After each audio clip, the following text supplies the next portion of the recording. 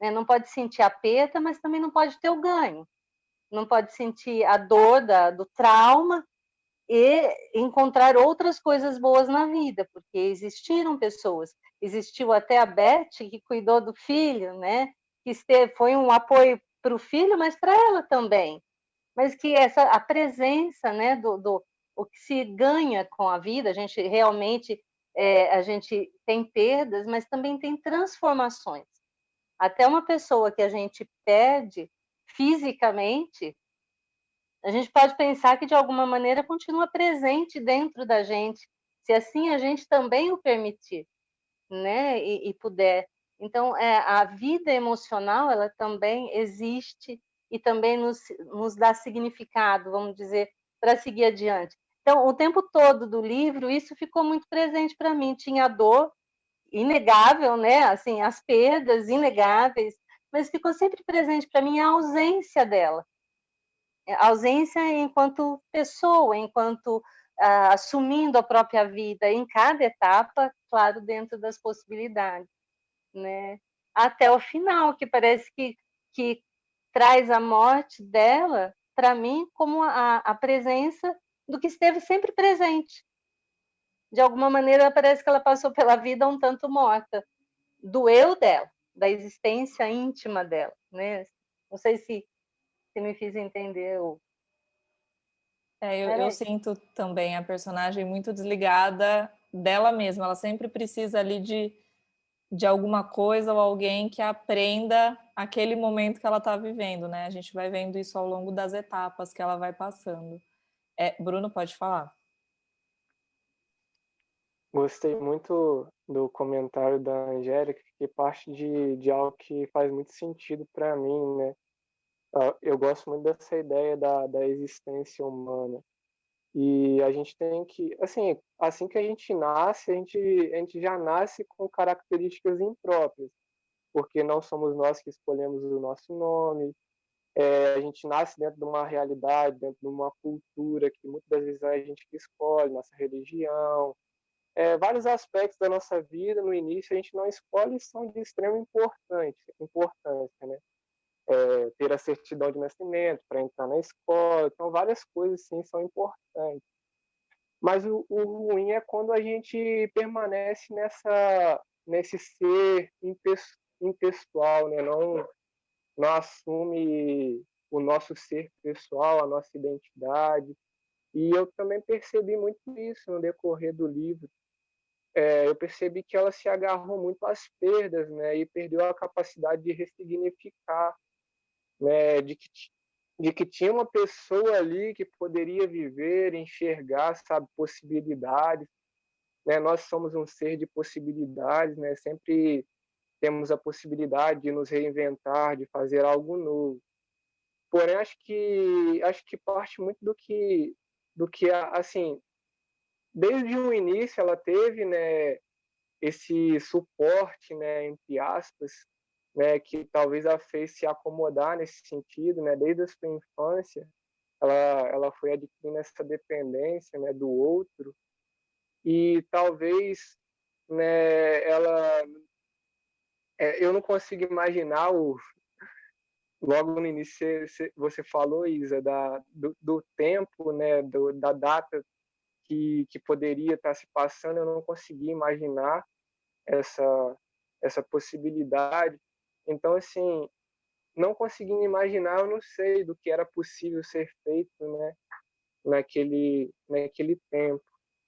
Mas eu penso que muito do que faltou ali talvez foi alguém que ela pudesse confiar, porque até quando ela fala do seu Luiz, né, ela evidencia isso no decorrer do livro, ela fala que ela se entristeceu com ele, porque ela tinha, né, uma imagem dele. E aí uma das mortes também foi aquela morte do seu Luiz, quando eu não me recordo muito bem, assim, né, do que foi em si, mas foi aquela decepção com ele ali que desde o início a gente vê que ela não tem confiança nas pessoas, né? Ela não tem essa capacidade de confiar.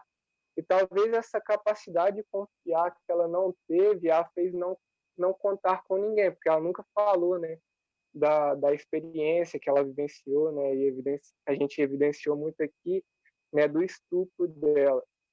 E a partir do estupro, que eu ainda via ela uma pessoa que enxergava, né, de certa forma, uma vida diferente, enxergava um futuro, né, mesmo com as perdas, ainda tinha, né, uma certa expectativa, né, da vida, de estar vivendo os sonhos que ela tinha. Ali, para mim, é como se fosse um estopim. Ela perdesse realmente o sentido da vida, né? E quando ela fala, né, das muitas vezes que ela pensou em abortar e que não abortou, talvez por não ter falado, talvez se tivesse falado e alguém tivesse dado apoio, ela tivesse feito isso. A gente não vai saber, né? Mas eu acho muito importante que depois disso ela não conseguiu algo que a gente vai comentar agora daqui para frente, tenho certeza, que é a questão do filho dela, que ela sempre que ela olhava ele, e quando você falou, né, o trecho do livro, teve um trecho também que me marcou muito, que é aos 28, eu até anotei aqui, que diz assim: tudo que destrói a possibilidade de um mundo um pouco menos cruel, com os mais fortes abusando dos mais fracos, e o pai do Lucas dentro dele, e o pai do Lucas dentro de mim.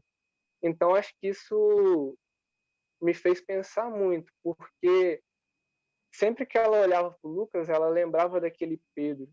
Então, ela não conseguia sair daquela vivência, daquele trauma. Ela não teve um suporte que a ajudasse a sair daquilo. E aquilo ali foi fazendo com que ela não amasse o filho dela, e que depois isso se tornou algo que parecia que era das partes e tal. E foi girando em torno disso. Acho que o não confiar fez com que ela se prendesse a essas vivências de perdas e não conseguisse sair dali e ver uma possibilidade de vida. Acho que é isso. Antes de eu passar para o Thomas e para a Bárbara, até pegando um gancho já do que o Bruno falou, eu noto duas coisas muito interessantes. Um é a figura do seu Luiz na vida dela, porque no começo ela até acreditava que ele conseguia curar tudo, ela queria levar a Carla para ele curar. E o fato dos pais, além dela, os pais dela são os únicos personagens que não têm nome também. Então eles têm uma participação no livro muito diminuída. O seu Luiz tem uma participação até que parece mais relevante na vida dela do que os próprios pais.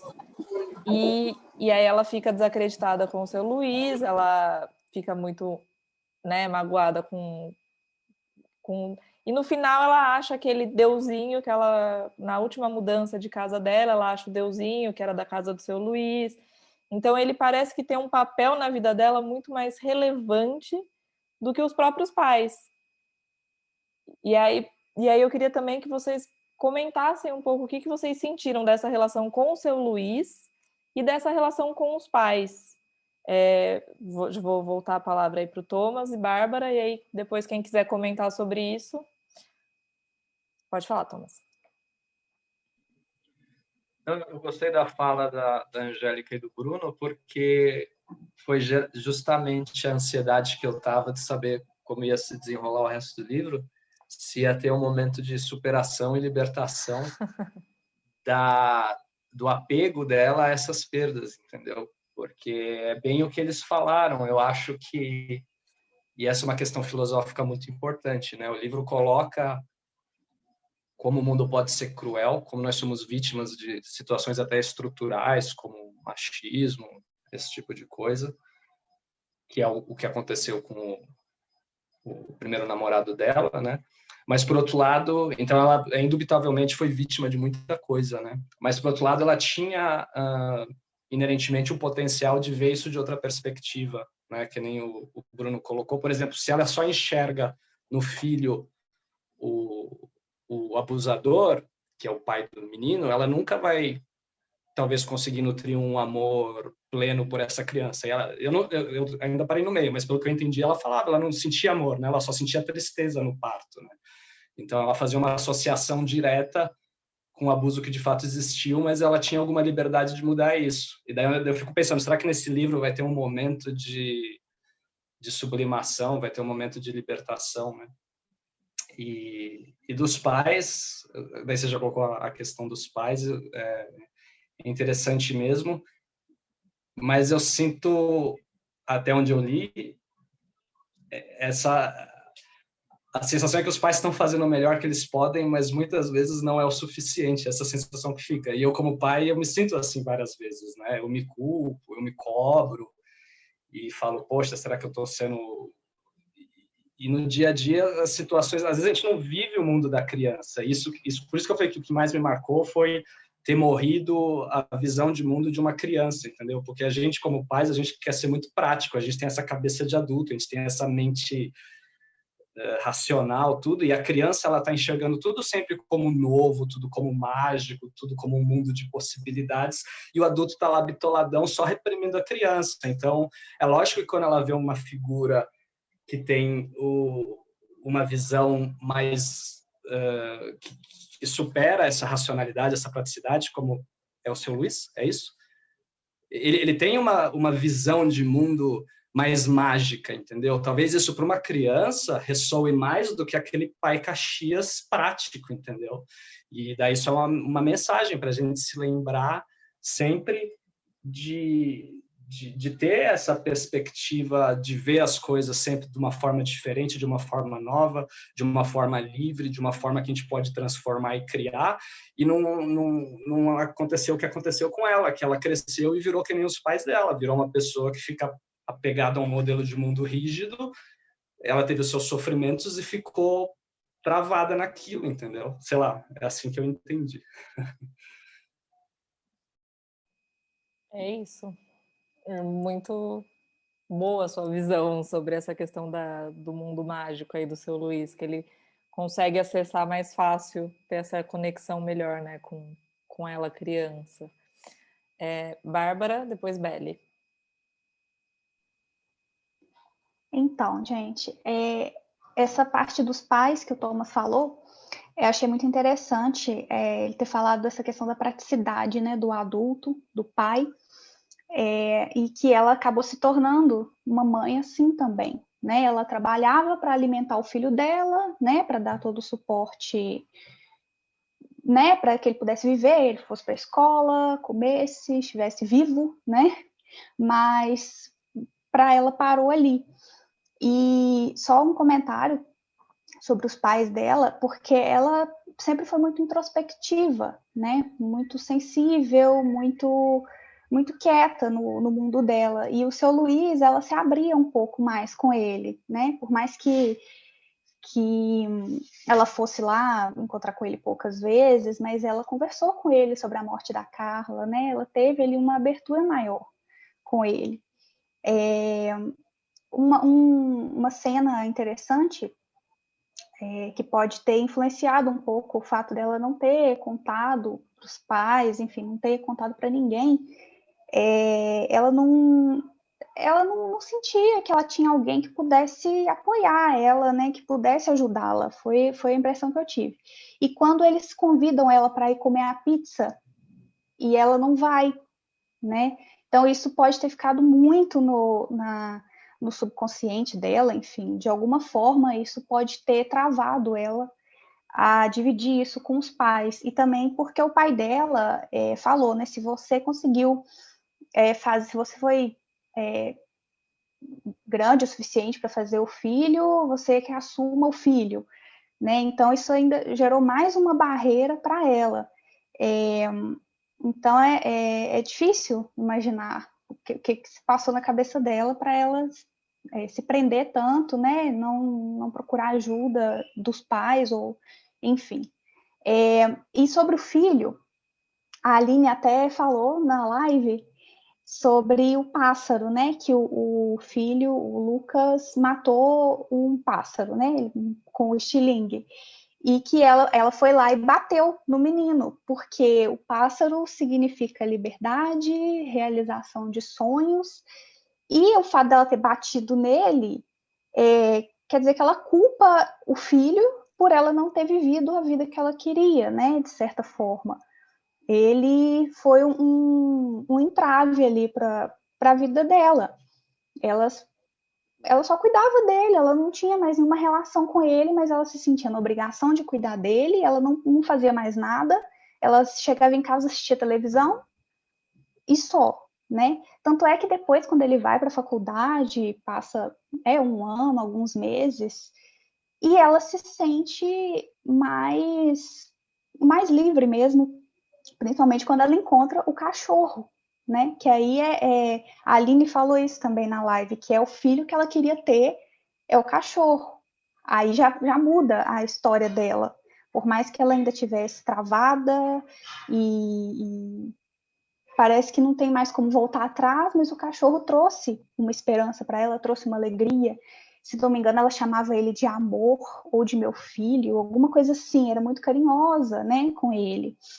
E só que o fato dela não ter buscado ajuda, e mesmo adulta, uma ajuda profissional para lidar com os problemas dela, isso atrasou a vida dela, né? Porque você se curar sozinho, sem ninguém para te dar uma luz, é muito difícil, demora muito, e ela não teve esse tempo, né?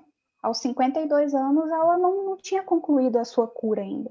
Talvez, se ela tivesse vivido até aí os 90 anos, ela poderia ter conseguido sozinha, mas ia demorar, seria muito mais difícil, doloroso, né? Uma pessoa viver sozinha, completamente sozinha, é muito difícil. Ela dá conta, mas não é legal. E não completa tudo que ela precisa, não supre todas as necessidades, né?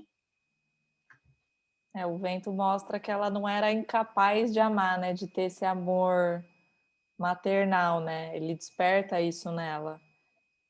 Gente, deixa eu organizar aqui. Belle, Andressa, Bruno, Renata e Isa. Vai, Belle, pode falar. Vamos lá. Eu acho que eu preciso comentar falando sobre a relação dela com o seu Luiz. A visão que eu tive assim, dela com o seu Luiz foi uma visão de que o seu Luiz era uma representação de avô para ela, ou até um bisavô, sabe? Aquela pessoa experiente, aquela pessoa idosa cheia de coisas da vida, sabe, para poder passar, de ser sábio, de ser uma pessoa assim que você vai olhar e falar, nossa, que mundo mágico que essa pessoa viveu. Nossa, que tempo foi esse que aconteceu isso? Foi essa sensação que eu tive. Eu achava até que ela ia contar pro seu Luiz o que aconteceu com ela. Eu fiquei bem frustrada de saber que ela não contou. Mas, assim, a relação dela com o seu Luiz foi essa, que eu tive a sensação de que ele era como se fosse uma representação de avô para ela. Com os pais, eu achei, assim, que... Eu fiquei bem chateada no livro quando chegou nessa parte, quando ela foi, sabe, a relação do pai dela e do pai dela, porque eu me vi ali em muitas situações e vi outras mulheres também na situação dela. Eu, tipo, cara, eu achei que ele poderia ter protegido ela, sabe, ter ajudado, ter sido um pouco mais compreensiva. Aquilo não foi culpa dela, sabe? E eu acho que esse peso que ela carregou, esse pássaro morto interno dentro dela, começou ali. Ela se sentiu culpada por algo que não foi culpa dela. E quando o Lucas nasceu, o Lucas virou o próprio pássaro morto na mão dela. Então, ela não conseguia tratar ele como filho, né? Não conseguia enxergar o amor nele, tentar dar nota por cima dessa situação. E acho que isso frustrou ela, porque eu percebi assim no livro que ela tentava. Mas não era possível, sabe? Ela não conseguia sentir. Toda vez que ela olhava para aquele filho, ela lembrava de tudo o que aconteceu, do que ela perdeu, da rejeição que ela sofreu do pai, do filho dela não ser fruto de um amor ou de uma coisa pensada, sabe? E foi ali, eu acho que o pássaro morto dentro da personagem foi ela mesma, sabe? E tudo que ela carregou.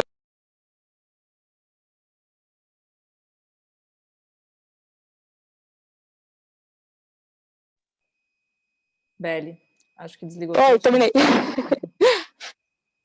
Então, sem querer. Então.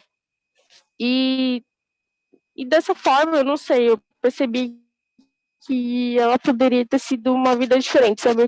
Eu queria tentar entender se a Aline teria uma outra visão de como seria a história dela sem passar por essas situações, sem a morte da Carla, sem o estupro, sem o filho, sem a rejeição do pai. Como seria isso, sabe? Sem tantas essas mudanças desnecessárias na vida de alguém, mas que acabam vindo, porque a vida é isso, né? Infelizmente. A nossa vida é um eterno e se, né? Agora eu acabei.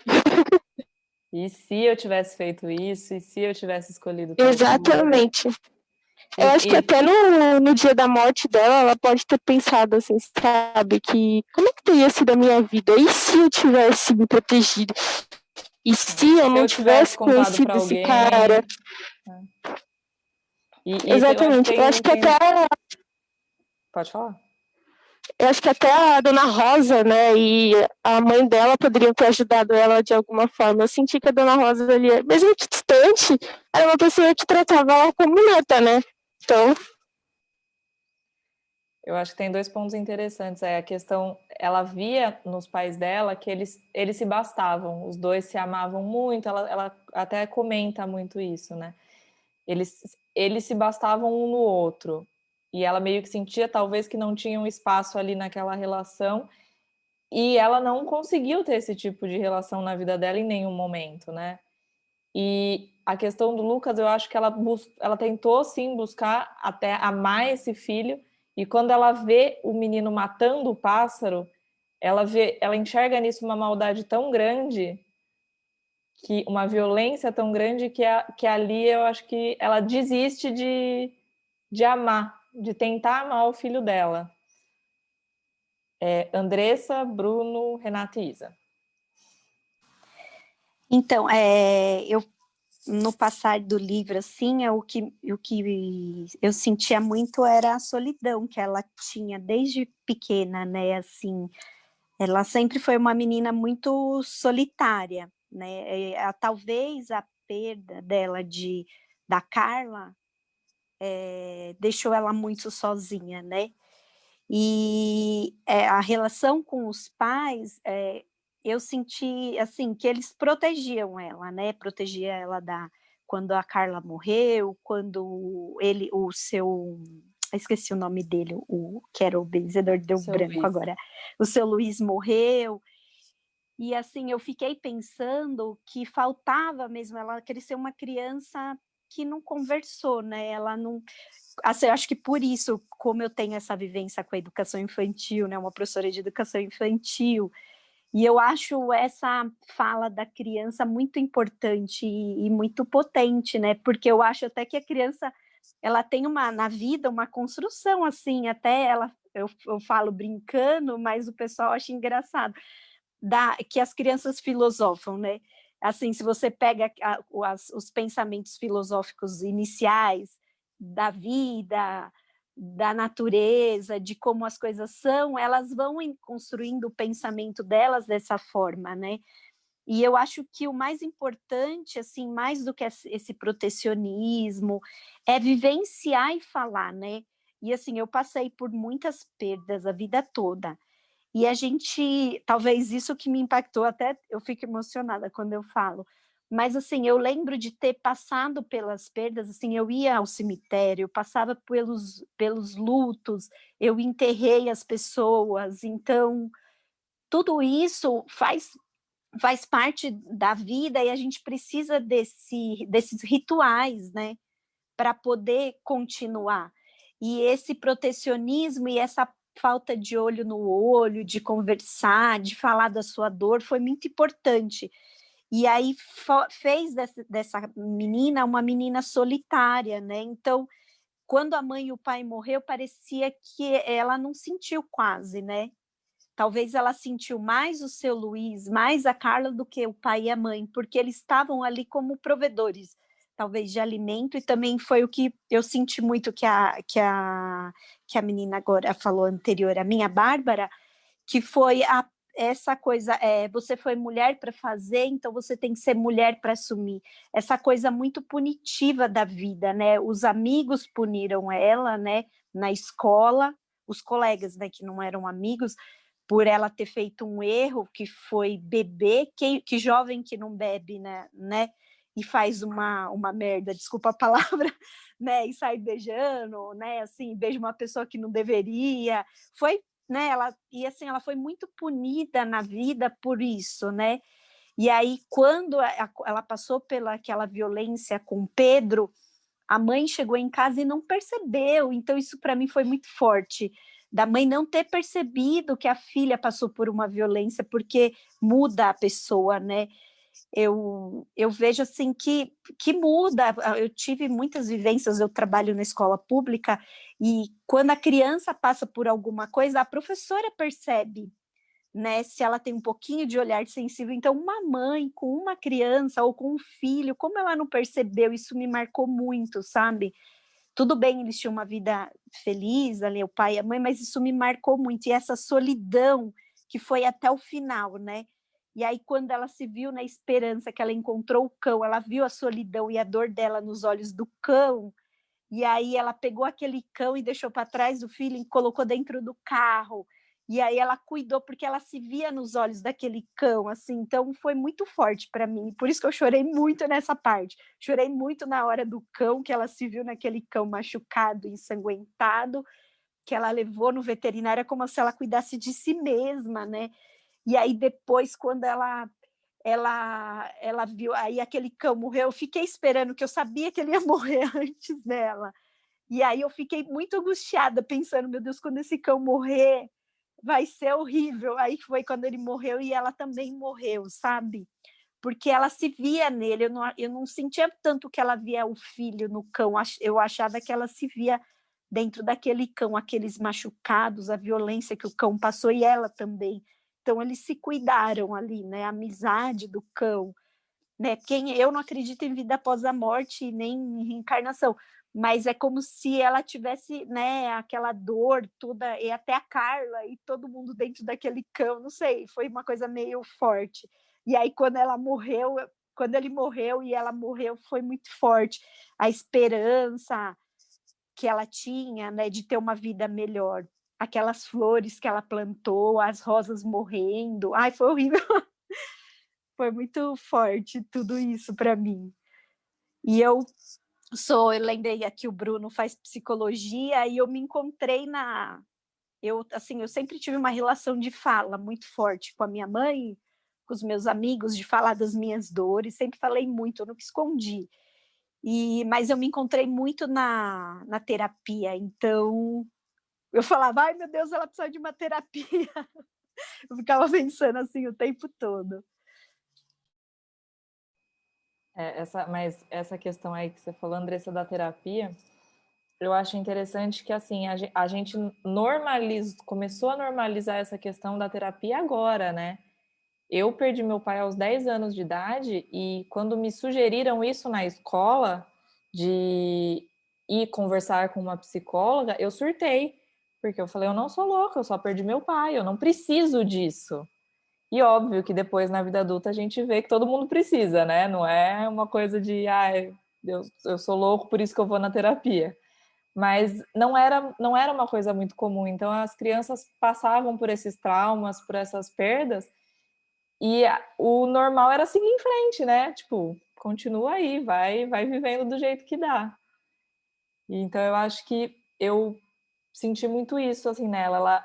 Ela teve esse primeiro contato com a morte, ninguém nem queria contar direito para ela, então não deixaram ela viver isso, não trabalharam essa ideia de fala, e aí ela criou esse padrão, né, de ir acumulando isso, essas coisas dentro dela, e tipo, eu vou vivendo a partir disso, o que eu faço com isso, o que eu vou fazendo com isso, e aí foi aquele final, né, de morte de tudo, da vida, da esperança, enfim. Gente, eu me perdi aqui. Era Bruno, Renata, Isa, e eu acho que o Gladstone depois, é isso? Vocês vão me corrigindo se eu estiver errada, hein? Bruno, pode falar. Queria saber se eu posso só falar de um conceito, assim, rapidinho, que eu vi conexão com a questão da criança. Claro. esse semestre na faculdade, estudando teorias psicanalíticas, tive a oportunidade de conhecer um teórico que não é muito conhecido, né? Até mesmo para quem estuda psicanálise, às vezes ele passa batido, mas ele é muito importante, né? E ele coloca uma situação que, quando eu estudei, eu achei muito importante, porque às vezes a gente não valora aquilo que a criança traz para a gente, né? Nós, enquanto adultos, jovens, pais, tios, avós, a gente não valora e dá valor para aquilo que a criança traz. Eu acredito muito na ideia de que a criança não mente. Então, aquilo que ela traz vem de uma sinceridade, uma sensibilidade tão grande que a gente precisa dar valor. E tem um conceito que esse filósofo traz que se chama confusão das línguas entre adultos e crianças. É quando uma criança passa por uma situação de trauma e o pai e a mãe, ao invés de tentar entender a situação, de acreditar na criança, ele faz o trabalho inverso. Ele faz um trabalho de minimização. Não foi isso que aconteceu. E você tira, sabe, aquilo que a criança traz para você, você tira toda a verdade daquilo que ela traz e aponta para você. Então, assim, dentro do contexto do livro, assim, eu acho importante estar trazendo isso, né? Para que a gente possa pensar, né? Vocês possam pensar, talvez não conheçam esse conceito, essa situação, e é muito importante a gente dar valor àquilo que a criança vem falar e vem trazer. A gente vê a importância que ela sentia, né? Que ela sentia ao ir ao encontro das pessoas, em especial do seu Luiz, para estar conversando, em especial da Carla. E aí, algo que eu anotei aqui, já voltando agora para o texto, é uma fala que eu acho que é o que marca, que é marcante para mim, que diz respeito aos pais e à morte do seu Luiz. Primeiro é uma fala que é o seu Luiz falando com ela, que eu acho que foi ali o marco do distanciamento dela dele, que ela vai e fala, ela só volta dentro de... o seu Luiz vai falar para ela em relação a Carla, ela só volta dentro de nós toda vez que alguém pensar nela. Ele fala que a Carla não vai retornar mais, mas que ela está dentro de nós, que a gente vai pensar nela. Isso daí marcou ela, ao meu ver, porque ela sempre falou da Carla, né? Ela sempre tentou lembrar, né? Quando ela fala do céu, quando ela olha para o céu e ela vê a figura da borboleta, isso traz para ela, né, a visão de que a Carla se faz presente ali. E em seguida ela vai e fala para o seu Luiz. Eu não sei se ela fala para ele ou se ela pensa isso. Pensei que seu Luiz consertava o mundo, mas era só a gripe e os problemas de alergia da minha mãe. Então, quando ela tem ela consegue enxergar essa verdade, isso para ela é absurdo, porque o que ela entendia do seu Luiz é que ele curava tudo, né? Não precisava de cortar e ele curava tudo, mas na verdade não era. E aí ela rompe com o seu Luiz, né? Logo em seguida, antes disso, a morte da Carla, que tinha afetado muito ela, e aí ela foi ao encontro dele para falar sobre isso, e aí o livro continua. E quando ela se decide voltar a falar com o seu Luiz, porque para mim talvez esse seja o marco dela não ter procurado mais ninguém, foi que os pais delas, né, ela foi procurar o seu Luiz e quando ela chega lá, ela bate na porta e não encontra ninguém. Aí ela volta e pergunta para a mãe o que tinha acontecido. Aí a mãe vai e fala, ela não tinha acho que alguém fala, não sei se é ela pensando, ela não tinha me contado nada porque achou que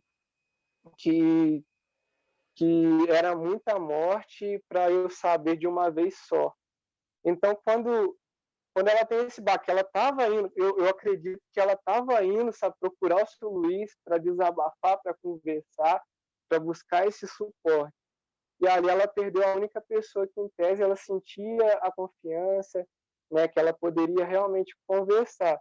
E, ao mesmo tempo, eu penso que essa parte também é marco, porque ela pensa, poxa, por que os meus pais não me contaram? Aí parte muito daquilo que a gente já falou, que eles estavam querendo aquela proteção deles, talvez, né, colocar uma casca nela, para que ela não tivesse esse contato com a morte. E aí eles ficavam, né, meio que maquiando o que seria isso na verdade.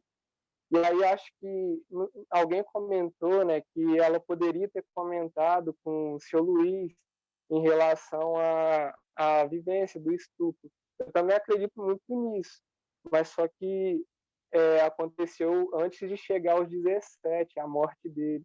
Então talvez seja por isso que ela não procurou. E por não ter mais ninguém assim que ela sentia esse conforto e essa confiança para estar falando, talvez ela preferiu viver, né, no mundo dela, né, essa linha muito introspectiva que ela tinha, né, de não falar e de se resguardar.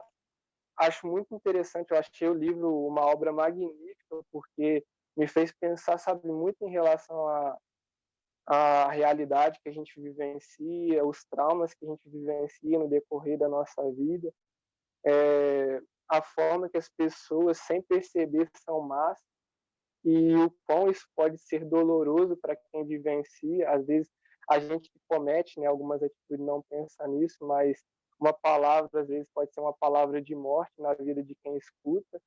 Então acho que a gente tem que pensar muito. Então foi muito importante essa leitura para mim, de verdade. Isso que você falou dela falar do seu Luiz, que ele só curava a gripe e a alergia, tanto que isso vira aquela questão que ela até faz a redação, né? A cura não existe. Então ela deixa de acreditar mesmo em qualquer tipo de cura, até numa cura psicológica e numa cura física, né? Então essa, quando ela percebe que o seu Luiz não cura tudo, ela deixa de acreditar na cura. Renata, Isa, Gladstone. Então, eu queria comentar sobre a relação dela com o seu Luiz também. Eu acho que ela via, assim, tem a questão, né, do mundo mágico da criança, e ela sempre viu o seu Luiz como uma espécie de guru, assim, alguém que tinha uma conexão com o inexplicável.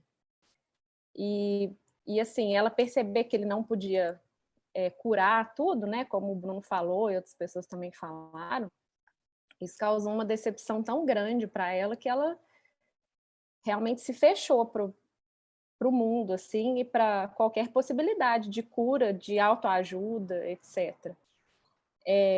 Mas isso me faz pensar, porque eu acho que a gente, nós adultos, assim, nós também sempre nos apegamos, vamos dizer assim, a gente tem uma necessidade de estabelecer uma conexão com algo divino e sobrenatural. E assim, o seu Luiz era isso, assim, ele era uma explicação, ele era uma ponte, né, para o inexplicável, para o sobrenatural. E talvez a gente sinta um pouco dessa necessidade, assim, de ter alguém que a gente possa olhar e pelo menos depositar um pouco das nossas esperanças, vamos dizer assim, de que tem alguém que pode nos salvar. É um pouco estranho isso, mas eu acho que a gente sempre está tentando eleger heróis, assim, na nossa trajetória, assim. Seja assim, o político tem que ter essa formação, tem que agir desse jeito, tem que ser perfeito, ideal para nos conduzir para para um mundo melhor e tal, ou então um líder religioso, e as pessoas não podem ter falhas, assim. Eu acho que ela enxergava isso um pouco no seu Luiz, assim. De repente ela viu uma falha no seu Luiz que era grave, assim, porque ela achava que ele ia curar tudo e ele não curava, né? Assim, eu não sei se eu consegui expor, assim, o que eu estava pensando, porque isso é uma coisa que, na verdade, eu sempre penso muito, assim, que eu fico vendo as pessoas depositando sempre em alguém, assim. As pessoas precisam de salvadores, sabe, para as próprias vidas, assim. Elas não assumem o protagonismo da própria vida e elas estão sempre delegando para alguém a missão de salvar, a missão de melhorar, sabe? E a culpa também, assim, da vida delas não estar do jeito que elas gostariam, assim. É lógico que tem várias coisas que a gente não, a maioria delas a gente não tem controle sobre elas, então a gente tem que aprender a lidar com isso. mas a gente tem que também assumir o protagonismo da nossa história e não só ficar esperando um salvador, alguém que possa colocar a sua própria vida no trilho, assim. E realmente isso ter acontecido, essa descoberta dela ter acontecido na infância, foi muito fundamental, assim, impactou todas as outras fases da vida dela, assim, e a maneira como ela se colocou no mundo, assim, né? Sempre num certo obscurantismo. Ela optou por isso, assim, por mais difíceis que tenham sido as perdas e as dores dela. E isso, eu acho que isso é importante para a gente pensar nas nossas próprias vidas e o tanto que a gente fica sempre querendo eleger alguém para nos salvar e nos tirar daquela situação.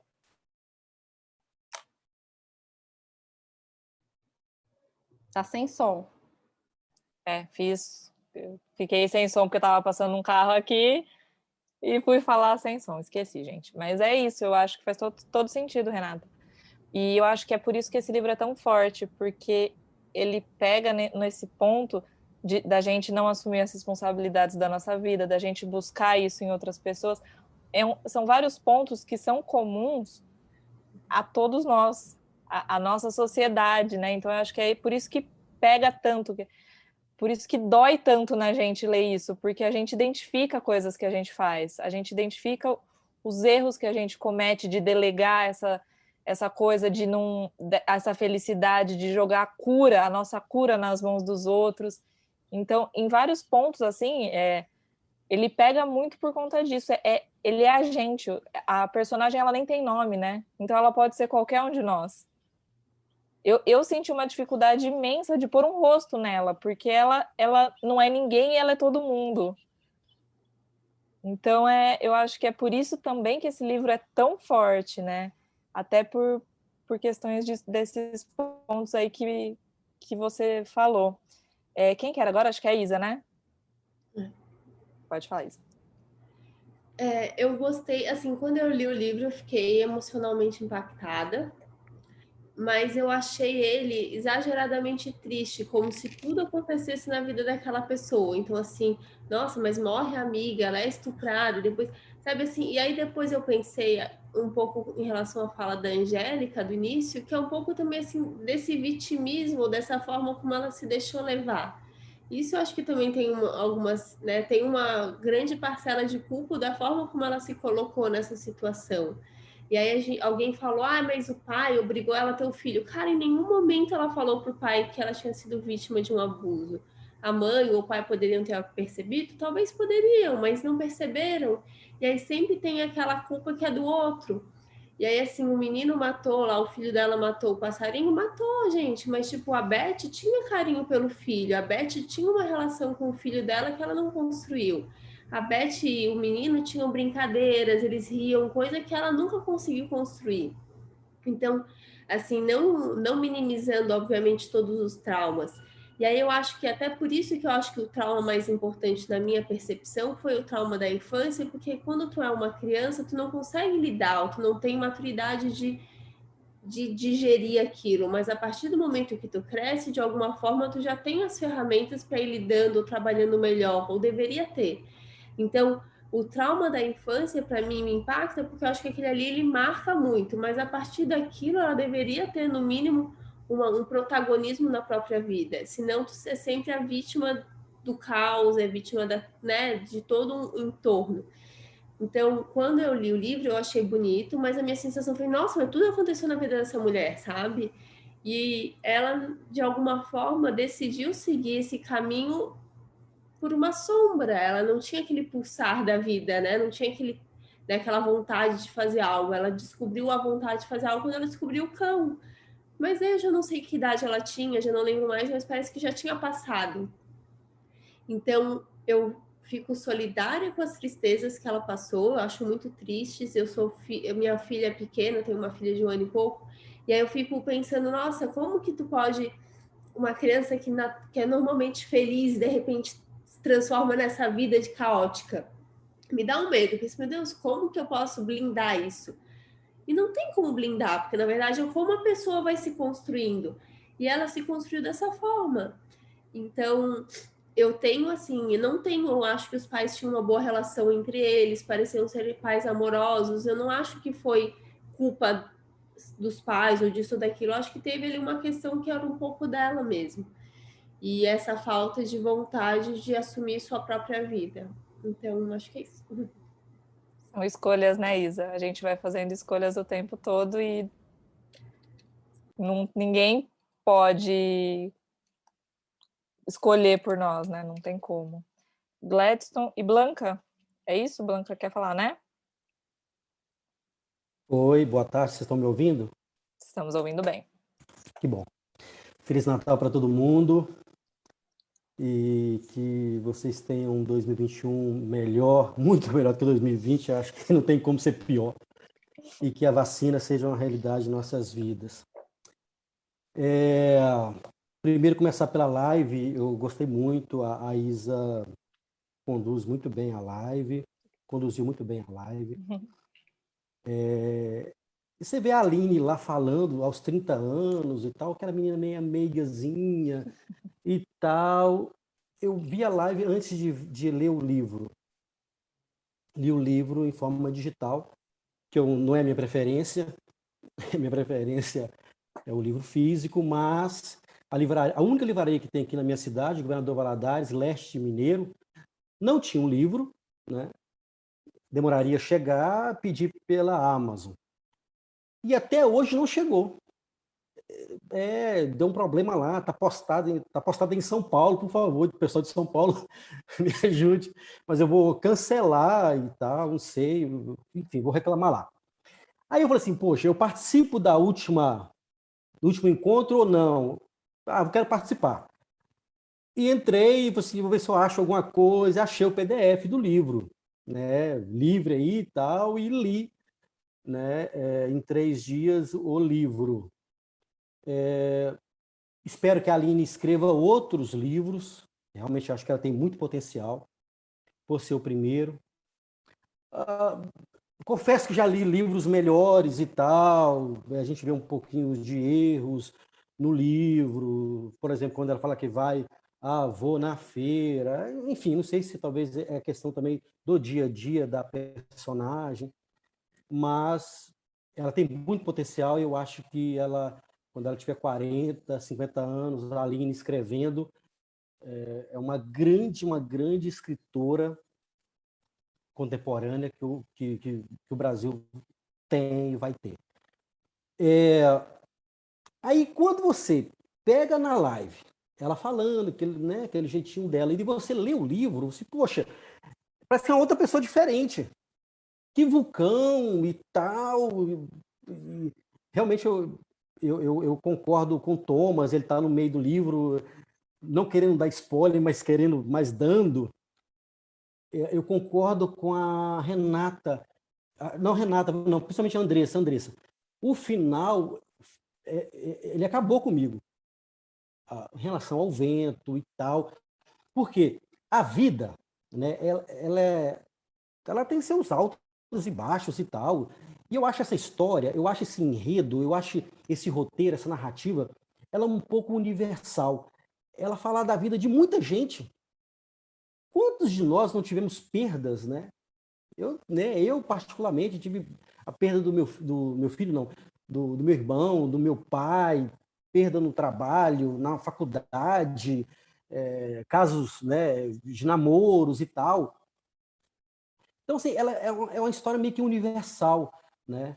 E aí, eu fiz algumas anotações aqui, né, do que eu estou falando.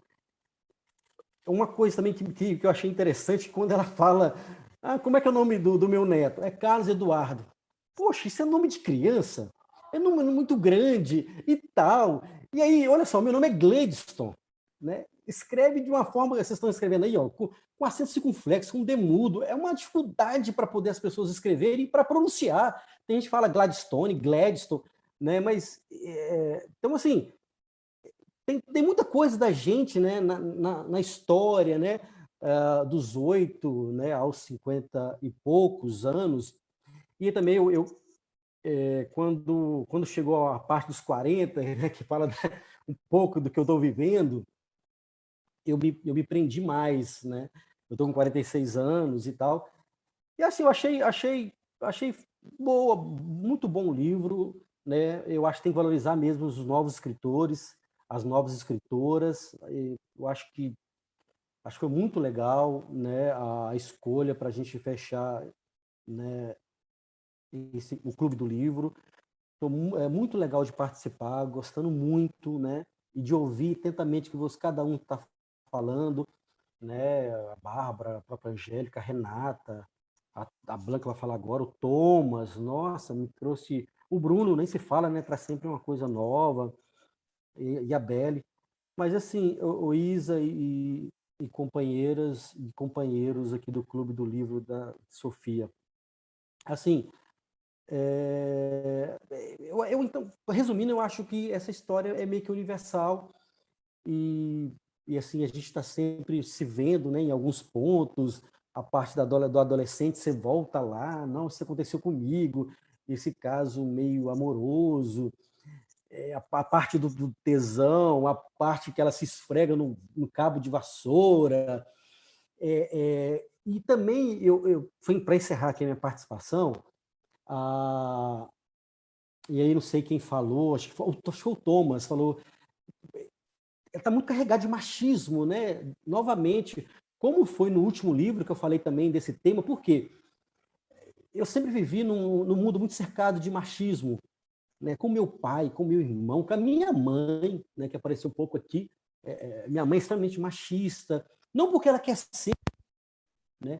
É porque ela vivenciou isso e tal, e eu vivencio isso muito, né? Eu tenho 3 filhos, e eles vêm também com a carga de machismo, eu tenho que estar sempre me policiando. O quanto essa mulher, né, na fase da infância, a fase adulta, passando por ser mãe, por ser avó, ela foi se envolvida, né, com o machismo, né, sufocando, e meio que eu também acho que ela meio que deixou se sufocar também, ela podia ter rompido com isso, ela podia ter falado, opa, não, chega, mas encontrou no vento, né, um grande companheiro, ela personificou, né, no vento, né, uma pessoa, né, que ela se encontrou, enfim, num animal irracional. Os animais racionais, seja na política, como alguém falou aí, seja seus heróis, estão cercados assim de machismo, de julgamento, de apontar dedo, de não pode fazer isso, e a pessoa só quer ser livre, né? A pessoa só quer viver, ser livre e amar, né? Mas tem sempre alguém te julgando, seja na rede social, né? Te condenando, te estuprando, não só fisicamente, psicologicamente, né? Eu sempre cometi vários atos de machismo, com homens, com mulheres, sendo superior aos animais também, né? Eu já tive passarinhos em casa, né, com meu pai e tal. Eu também vivi um pouco isso que a Aline falou. Meu pai criava canarinhos para brigar, né, entre eles e também para cantar. E hoje eu acho isso assim de uma violência, mas eu não entendia assim na época, não entendia. Bom, assim, foi uma pena lá que na live foi só 1 hora no Instagram, podia ter sido 1h30, no máximo 2, né? Eu senti que a Isa e a Aline queriam falar mais, a gente queria perguntar, queria comentar. Também é uma pena que está acabando aqui também, e é muito bom ouvir vocês. Eu acho que é isso, algumas ponderações que eu tinha que fazer. Valeu. Muito bom. Antes de eu passar para a Blanca, aproveitando aí o seu gancho, a literatura nacional hoje está muito boa. Então, se eu puder aí dar com uma dica para vocês aí de final de ano, leiam os autores nacionais que estão surgindo, porque a gente está com muita coisa muito boa. A Aline, Bia Barros, Giovana Madalosso, a gente está com uma lista aí muito boa de autores nacionais. Então, é importante também a gente olhar para isso, né? Valorizar a nossa literatura. Até porque, também, como você falou, ela é muito próxima da gente. É muito a nossa sociedade, é muito o que a gente vive. Então, a gente se identifica muito nessa literatura.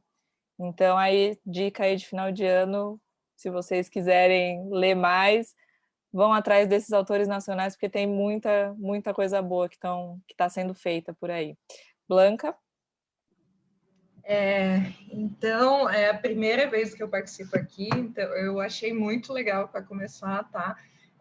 A Isa até tinha me falado que talvez não fosse o melhor mês, né, para participar, porque é um tema um pouco, né, pesado, tal. Eu não estava muito legal no início do mês, mas eu acho que eu fui tão determinada em participar e acabei nem chorando ainda, mas faltam umas 15 páginas.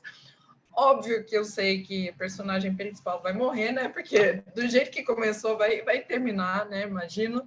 E também porque faltam páginas, né? Ela tá com 52 anos já neste momento e eu tô vendo que tá chegando no final, então tô esperando o pior. Mas, assim, só voltando ali ao tema de livros nacionais, até foi uma pergunta que eu fiz para a Isa, mas eu acho que ela não viu, que depois, se você puder me falar como vocês escolhem os livros, porque nessa pandemia eu tive muita vontade de descobrir mais autores e tal, mas eu vejo que normalmente o que está no top 10 eu não gosto muito, porque são livros de gosto mais popular, tem um Harry Potter, que não, né, assim, tipo, não é muito que eu curto, que eu sei que muita gente curte, então, isso se depois você puder me falar.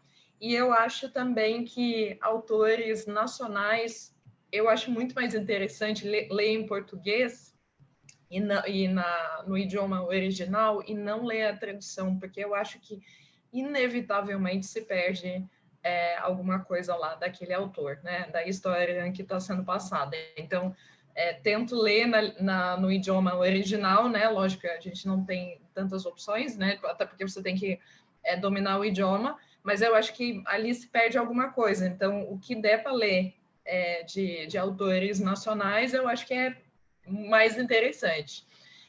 Sobre o livro em si, eu concordo, compartilho um pouco da opinião da Isa também, que é uma visão bastante fatalista, né? Tipo, você pensa, poxa, mas mulher, faz alguma coisa também, né? Tipo, para sair dessa, né? Ela realmente, ela também é muito sozinha no livro, né? O seu Luiz, que era a única pessoa, assim, que ela compartilhava mais, depois, enfim, morre e ela fica sozinha e toda a narrativa é dessa forma, né? Vocês dá vontade de chamar ela para tomar um café, porque tadinha, né? Ela está muito sozinha nessa vida. Mas só para terminar, eu comecei a ler e me lembrou muito Meu Pé de Laranja Lima, o livro do José Mauro de Vasconcelos, né? Que é um clássico, que foi minha mãe que me indicou e tal, mas é muito essa visão também de uma criança que fala da sua... enfim, de como vai crescendo no mundo e se dando conta das realidades da vida, né? Que as perdas, enfim, tudo que você tem que aprender, né? Então, quem gostou desse livro e não leu ainda Meu Pé de Laranja Lima, leia, porque também você vai desabar de tanto chorar, tá? Assim, mas é muito lindo. Então é isso, gente. Eu gostei muito. Muito obrigada, tá? Bom, a gente fica feliz. Explicando um pouco como é a escolha aqui dos livros, a maioria das coisas... Eu leio muito, né? Então, eu acabo tendo eu gosto de trazer para a gente ler no livro, no clube, livros diferentes, de países diferentes, de nacionalidades diferentes, até justamente para a gente ver essas diferenças mesmo do que está sendo feito lá fora, em diversas partes do mundo. O livro de janeiro já foi uma indicação, então aí também a gente aceita indicações, a gente analisa, a gente vê. Eu também já vou passar daqui a pouquinho de janeiro. E a Bárbara pediu, aí quem quiser também, eu vou deixar lá no Instagram da Sofia, nos stories, algumas indicações aí de literatura nacional. Muito legal. Obrigada. Aí vai ser o que eu li e que eu gostei, tá, gente? Então daí vocês procuram, vejam se gostam, mas são dessa leva aí de autores nacionais mais novos.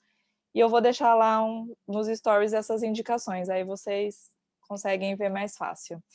Para a gente encerrar, acho que o Bruno quer falar, né? Daí a gente já finaliza.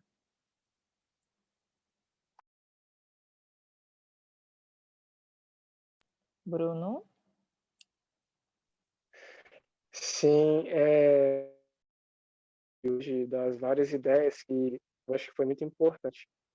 O que me fez mais gostar desse livro foi que o livro que eu mais gostei de ter lido, assim, eu sou suspeito, porque é um livro de um psicólogo que é aqui, em busca de sentido, um psicólogo no campo de concentração.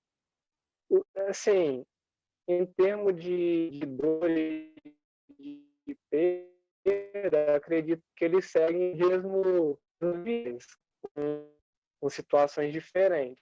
Mas o caminho que se traça é diferente, porque o Viktor Frankl, né, que é o autor desse livro, ele traz a ideia, né, da busca de sentido, de buscar um sentido do porquê viver. E ao ler esse livro, eu enxerguei a motivação do porquê viver. Aí, por conta disso, ela, por não se encontrar, né, talvez ter vivido de acordo com o que as pessoas colocavam. Acredito também nessa ideia, né, do vitimismo, que por muito faz parte da nossa vida. Eu acredito que por muito a gente deixa de enfrentar o novo porque a gente vai precisar sair, né, de uma zona de conforto que a gente se encontra. Então, ao sair, né, para o novo, vai ser desafiador, vai ser difícil, mas por fim vai ser excelente. E por ser desafiador e talvez ser mais difícil do que eu me encontro no momento, eu escolho não fazer nada. E eu enxerguei um pouco disso nesse livro. E eu gostei porque foi o contrário, né, do livro do Viktor Frankl. Então, assim, eu gostei muito do livro e vi ela assim, uma pessoa sem sentido. Isso se confirmou no final quando ela realmente perde a sua fé, né? O pouco que ela ainda tinha, né? Se é que ela tinha alguma fé, sim, o pouco que ela tinha no final ali com a morte do vento, ela perde. E aí é onde ela realmente se entrega mesmo para a morte, é onde ela não compra mais nada, não se alimenta. E estava ali só esperando mesmo chegar a hora dela. Assim, para finalizar mesmo, eu percebi que ela era uma pessoa que não encontrou o sentido da vida dela e preferiu ficar, né, no vazio existencial, né, de que desde lá do início do livro e no decorrer do livro a gente viu o tempo todo que é a morte. É isso.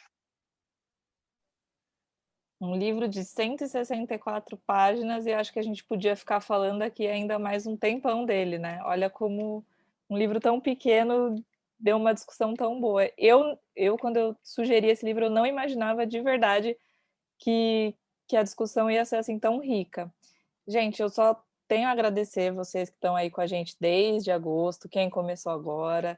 É muito legal poder trazer livros novos e conversar com vocês sobre isso.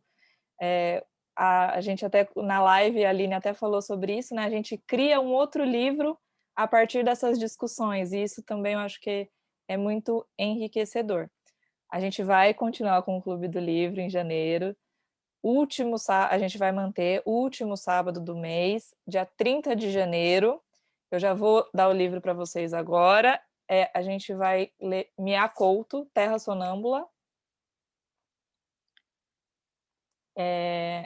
Eu confesso que vai ser minha primeira experiência com ele, então eu vou descobrir ele junto com vocês.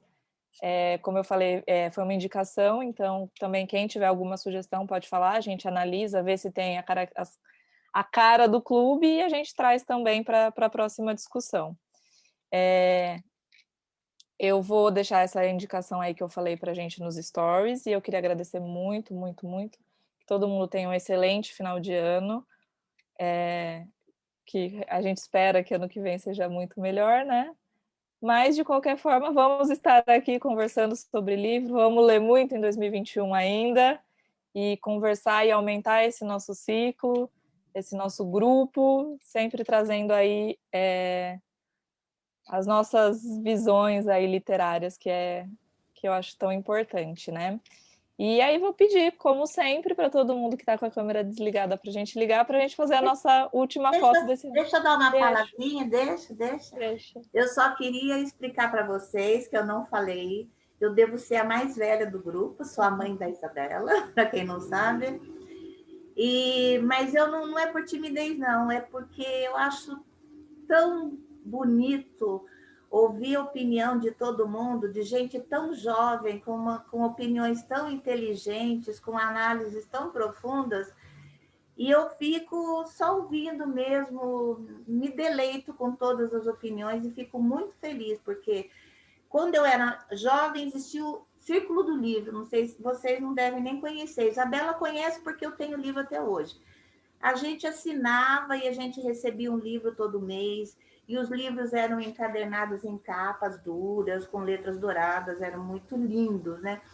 Então, eu acho que a leitura, com o passar dos anos, foi perdendo um pouco desse significado que tinha antes, a internet também, eu acho que atrapalhou um pouco, mas agora eu vejo essa discussão, esse engajamento, eu fico bastante feliz com tudo isso, viu? Parabéns para todo mundo que falou, eu fico muito feliz de estar participando e de ouvir essas opiniões de gente tão jovem, mas tão inteligente. Obrigada. É isso, né, gente? Ai, que fofa, minha mãe. Pode falar, Bárbara. Desculpa, gente, eu dei uma finalização aqui. Só queria agradecer muito, viu, por esse Clube do Livro. É o primeiro Clube do Livro que eu participo. Nossa, eu estou gostando muito, estou muito feliz. Muito obrigada pela oportunidade, à Agência Sofia, e a todos os colegas também. É uma discussão muito rica, é muito legal. Peço que vocês voltem. Eu vou estar aqui e eu queria que vocês voltassem também, todos vocês, para a gente continuar, que está sendo muito legal, estou gostando muito. Tá bom? E a Fátima, muito linda, adorei a fala dela também. Enfim, gente, Feliz Natal, Feliz Ano Novo para todo mundo, viu? Muito obrigada de novo. Obrigada. Que bom. E eu também espero encontrar todo mundo em 2021, viu? Quero ver todas essas carinhas aqui de novo. Olha o Bruno!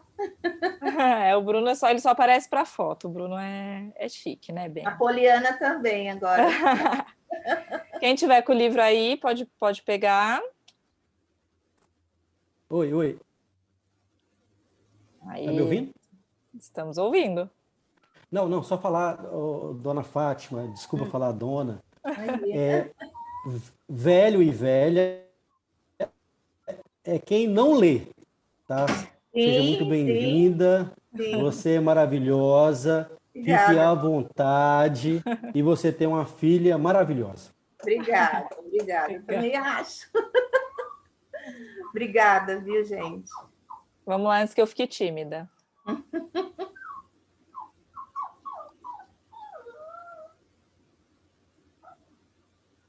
Isso aí, gente. Muito, muito obrigada. Um bom final de ano para todo mundo e até ano que vem. Ano que vem, não, até daqui a pouco. Tchau, tchau, gente. Até a próxima. Tchau, gente. Feliz Natal. Tchau, gente. Para todo mundo. Tchau, gente. Beijo. Tchau. Beijo, bom final de semana.